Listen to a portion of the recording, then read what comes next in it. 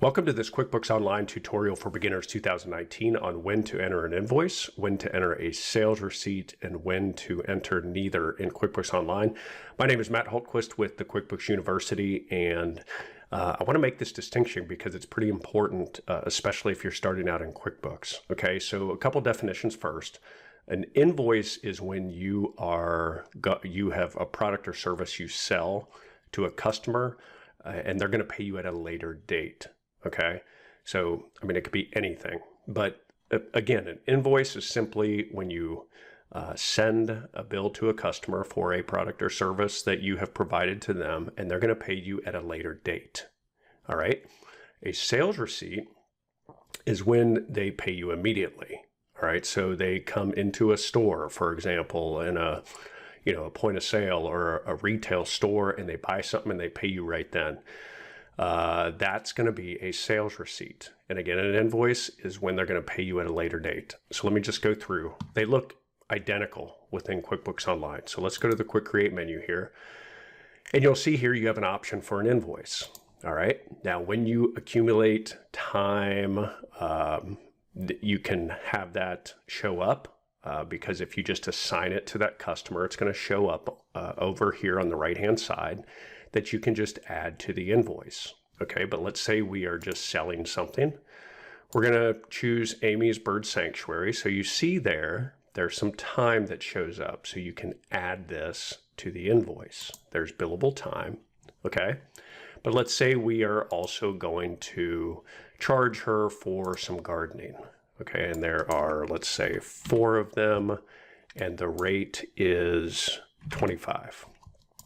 Okay, so you see there, it adds up the $375 and the $100, $475, and there's our invoice. Okay, there's no sales tax on this one. So you would save and send, or save and print, or send and share a link. And this is something that Amy's Bird Sanctuary, this company, Amy, can pay you at a later date. And when you enter an invoice, QuickBooks is going to track this so that you can receive a payment against it. Okay. So this is an invoice. Okay, so let me save that. Now, if you have something where somebody pays you immediately, you go to a sales receipt. Okay, so let's pick Bill's Windsurf Shop. Okay, and let's say that Bill comes in and he buys, let's say he buys a pump, a fountain pump. $15, okay? And this is a retail store, and let's say that there is some sales tax on it. We'll say California 8%, and this is a sales receipt. The biggest difference between the two is that now you have a payment method. So let's say he comes in and he pays by check, 1452, and we're going to put this to undeposited funds, okay? Now, if for some reason this goes directly to your checking account, whatever it is, you can put it there as well. But this will then be a closed transaction because he is paying right when he buys it.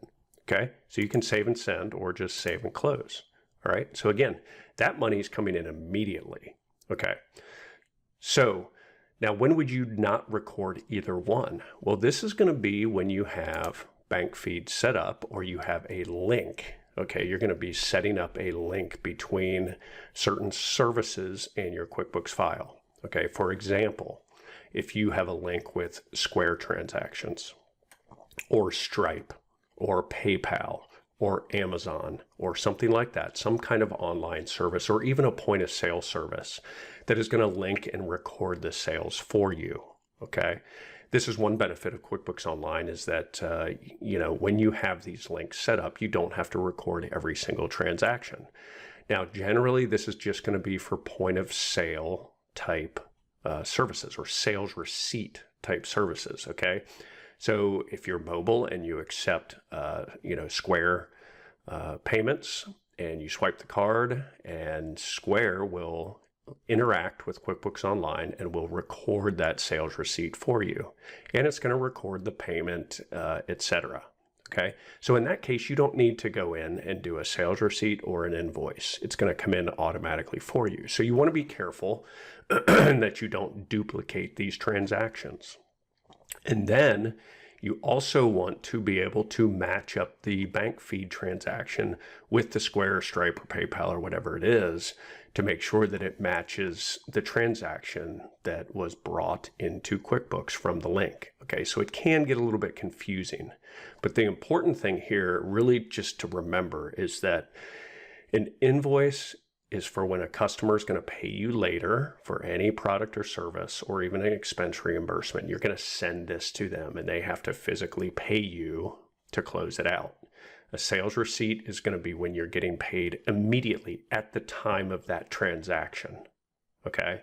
And then the third way is when you have these links set up with the various services. All right. You really, in general, you want to check your setup, but in general, you don't need to do a separate sales receipt for those transactions because it's going to bring it in for you. But again, there's a lot of quirkiness in some of these, I say imports, but these direct connections to QuickBooks Online. So you just want to make sure that they're being recorded correctly.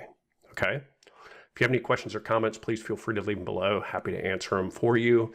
And also check out the QuickBooks University. Love to help you out over there. We've helped out tons and tons of business owners, as well as bookkeepers, accountants, other people that need to learn QuickBooks for whatever reason.